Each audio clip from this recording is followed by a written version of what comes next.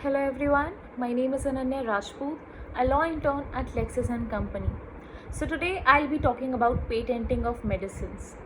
Now the rising prices of medicine and the tragedy of millions of aid victims in poor country who cannot pay for the medicines they need to stabilize the disease have aroused widespread concern and put on the agenda a debate on the generally high cost of these drugs and medicines. The other important issue under discussion is that the equal opportunities for both developed and developing countries to obtain the medicines that their population need in order to fight a range of diseases, among which the AIDS epidemic in sub-Saharan Africa constitutes a real tragedy. The debate received a new lease of life in November 2001 during the Fourth World Trade Organization Ministerial Conference held in Doha, where the right of countries to take measures to protect public health and promote access to medicines was recognized. About 14 million people die each year from infectious disease, many of which preventable or treatable, such as acute respiratory infections, diarrheal diseases, malaria, and tuberculosis. Up to 45% of deaths in Africa and Southeast Asia are thought to be due to an infectious disease. The death toll is unacceptably high in developing countries, even as the health indicators show improvements in many countries of the world. The health crisis is caused by severe interlinked factors: poverty, lack of access to health services, water and sanitation being some of them.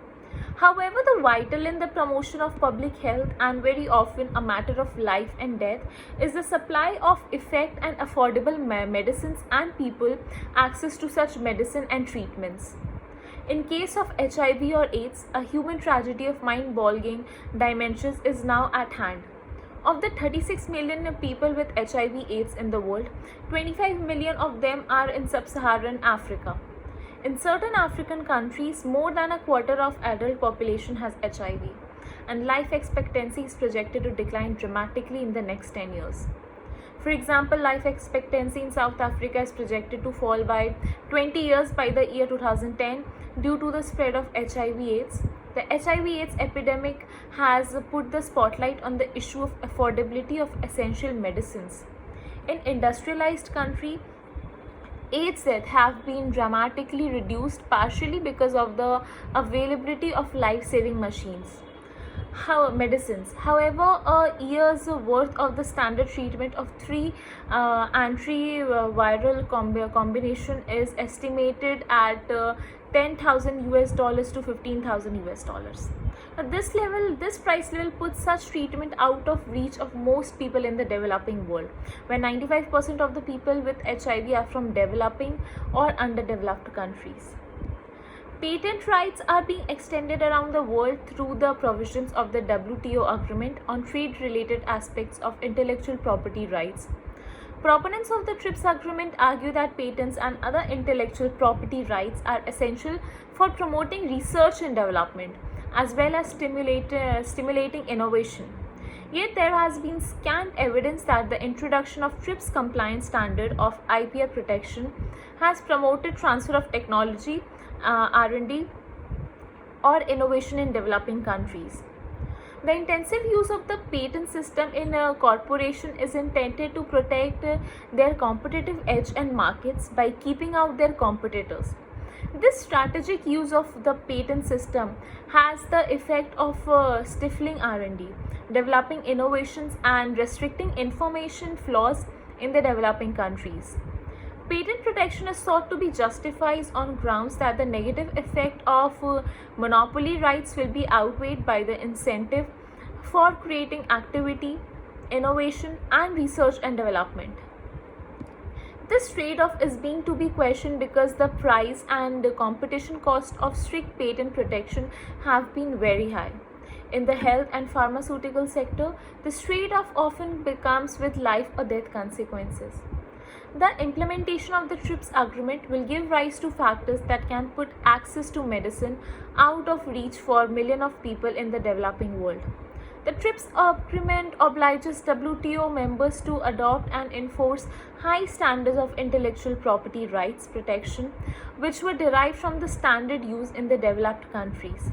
Conforming to TRIPS by recognizing and strengthening protection of intellectual property rights over pharmaceutical products and processes will cause problems for developing countries. Implementation of TRIPS agreement may lead to high drug prices, low access to medicine, and a weakening of pharmaceutical industry in the developing countries. The basic approach of the patents law is to strike a balance between the interest of the investor and those of the consumer, and to ensure that the benefit of the new technological development reach the people and not exploited by the inventor alone for the monopoly control. Compulsory licensing enables a government to issue a license to a third party, where a private company or government agency for the right to use or exploit a patent without the patent holder's consent. Compulsory licensees generally compensate the patent holder through payment or of remuneration.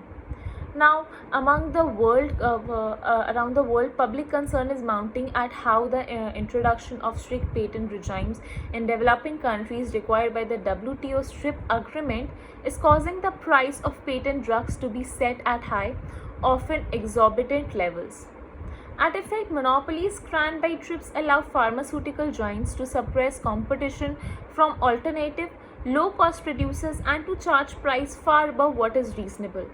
This is done at the expense of many ordinary consumers who are too poor to afford treatment.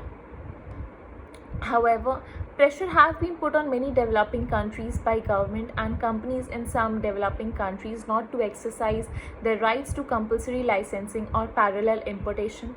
Recent examples of harassment faced by the developing countries include the case brought by 39 pharmaceuticals companies against the South African government over its Medicines and Related Substances Control Amendment Act, and the dispute settlement case lodged by the USA against Brazil in the WTO in relation to its industrial property law. The people everywhere in developing and developed countries are outraged at these kinds of pressures imposed on poor countries to prevent them from using the flexibility of TRIPS to improve access of ordinary people, particularly the poorest, to medicines. Thank you.